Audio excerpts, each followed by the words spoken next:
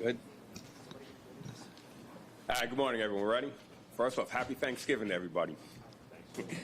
As we do every year, we want to give New Yorkers information on what they can expect as they come out to enjoy the city's Thanksgiving events. In a few moments, Chief of Patrol Rodney Harrison will give you an overview of the security measures for tonight's balloon inflation and tomorrow's parade.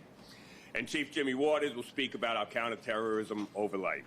What I would like to emphasize is that there are no known credible threats to New York City, the Thanksgiving Day parade, or the balloon inflation. Every year, this New York City tradition draws millions of people to our city who can rest assured they will have a safe and fun day. As we've all heard, the weather for Thursday is supposed to be a bit windy.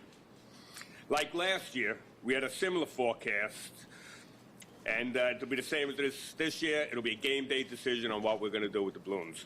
Chief Harrison will speak more about that in detail. I just want to say that my favorite balloon is back in the parade. Snoopy has finally made a return, so we're looking forward to getting those balloons down the route. There's going to be thousands of great NYPD cops who will be protecting the events, and these men and women in blue are second to none at keeping people safe. As we celebrate Thanksgiving, I want to express my personal gratitude to the members of the NYPD for the work they do each and every day, for going into harm's way on behalf of those that they proudly serve, and for being away from their loved ones at events like this, the Thanksgiving Day Parade, so that millions of families can enjoy it. We all look forward to seeing everyone at the balloon inflation tonight and at the parade tomorrow. So now I'm going to turn it over to Rodney, who's going to give you more details.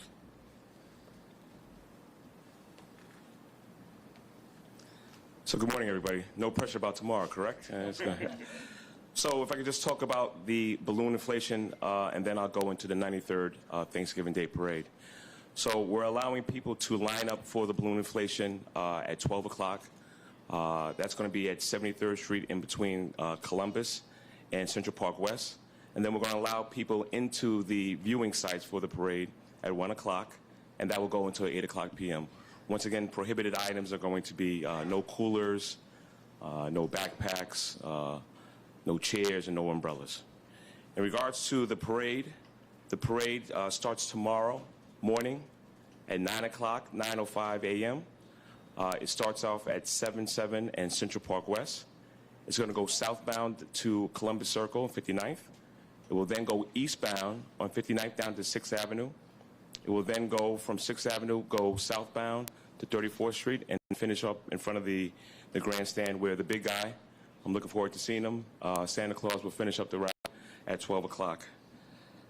There will be no pedestrian crossing on Central Park West, but we will have 6 pedestrian crossings on 6th Avenue.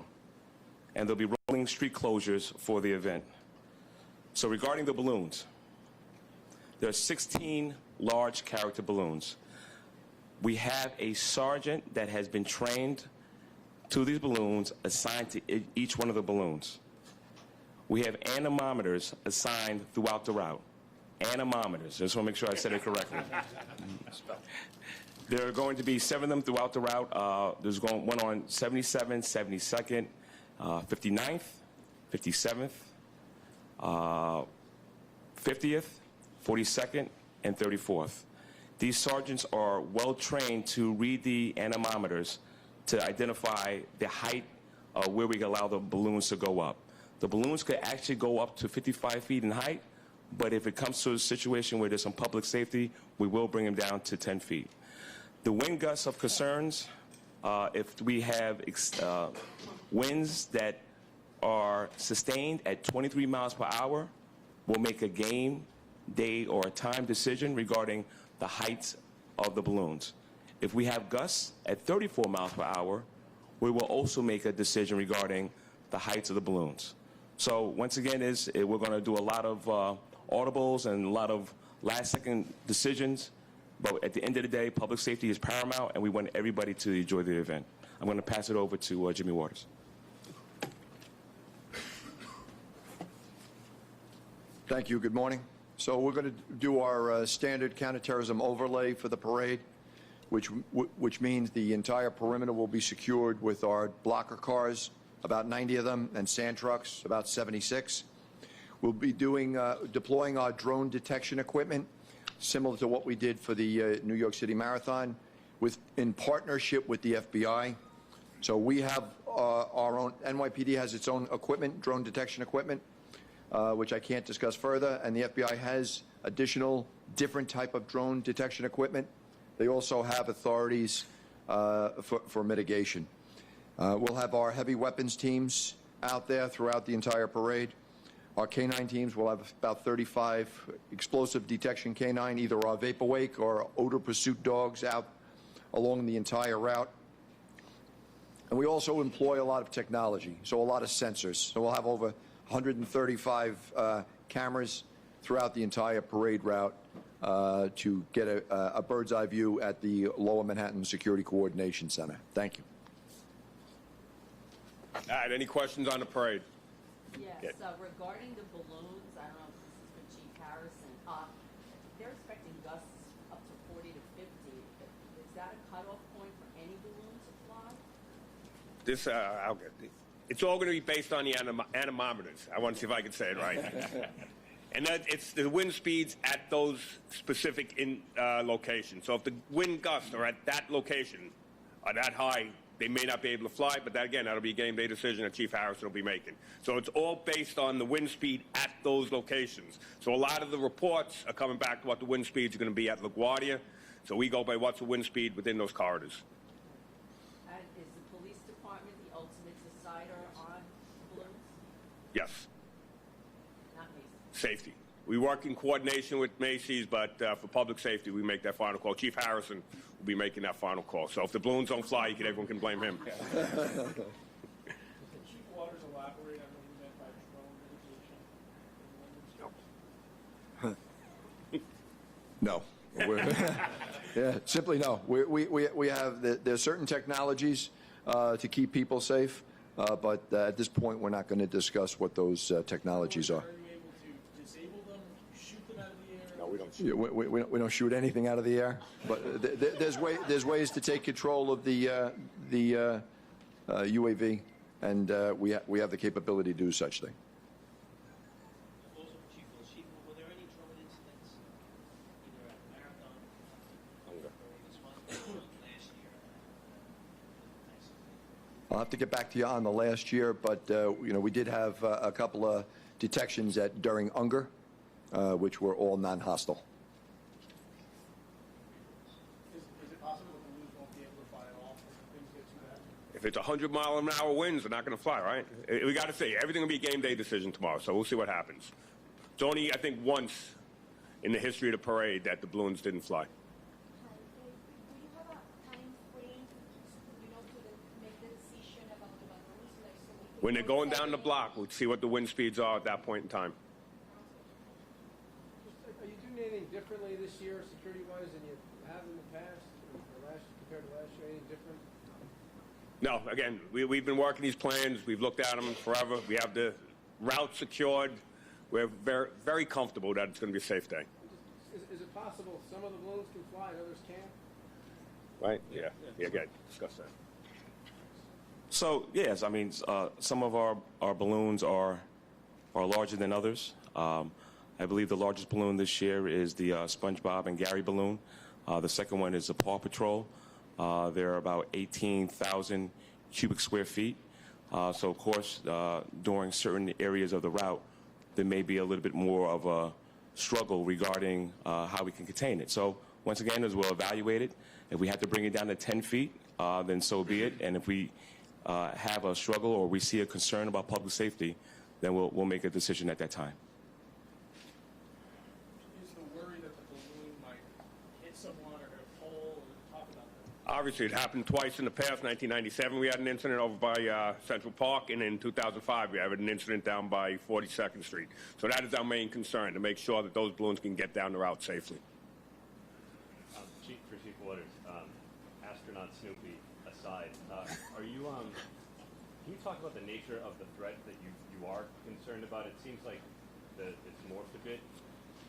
The security bulletin you guys are working with the FBI says domestic terror and kind of the overseas terror threat, but it seems like domestic terror is kind of taking over the as the main? So they seem to be the new topic of conversation. We've been talking about Al-Qaeda since 2001.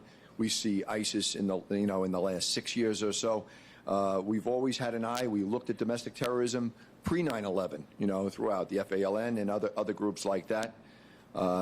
So the bottom line is we have to take a look at all of those groups and all of those people. Our concerns obviously are homegrown.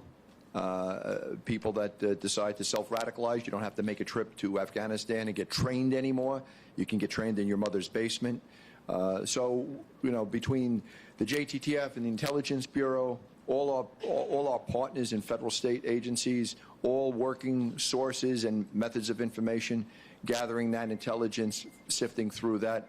We take that information, we train to that information, and we deploy the officers and all the equipment to protect. It'll be a very safe event tomorrow.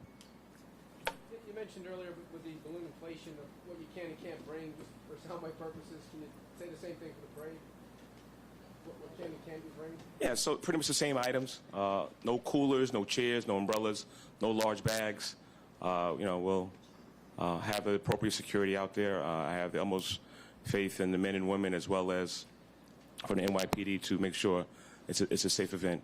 One thing I just wanted to hit on, that even if we have to move a large character balloon from the route, we still have a bunch of performers that are going to be out there as well as we have other small helium balloons as well. So we have to move something off the route. That may be the situation, but the event will still go on. So you would be moving, if, let's say, an anemometer has a high recording. Yeah. You'd move, how would you do it? Go down a side street? We would take it off a side street and deflate it on a side street if need be. Once again, it's just, we find us where there's a situation where we can't maintain or control the balloon, then we would make a decision at that time if need be. If need be. Chief, who's handling this? Just volunteers? So Macy's has volunteers that are assigned as well as trained to know the matrix of each one of the balloons, as well as a sergeant. And each one of these balloons, by the way, I want to emphasize the importance.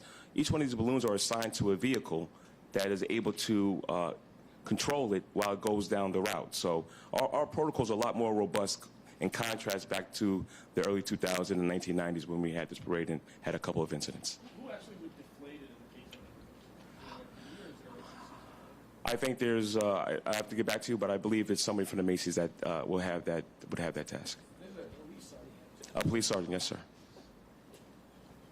Can you tell us what's new this year compared to last year? Is it more cameras, more sensors, more drones?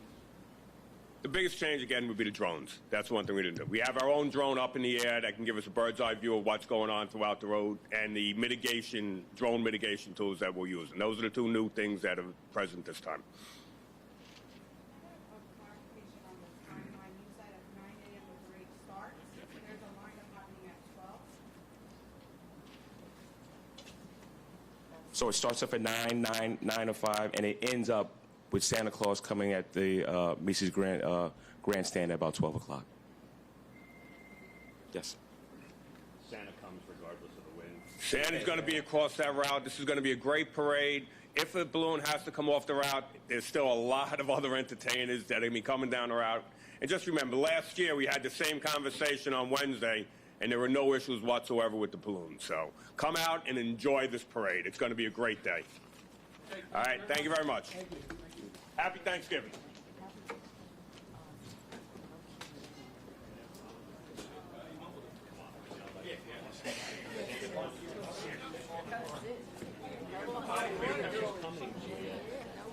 I did think it was the end, but no, it's that part.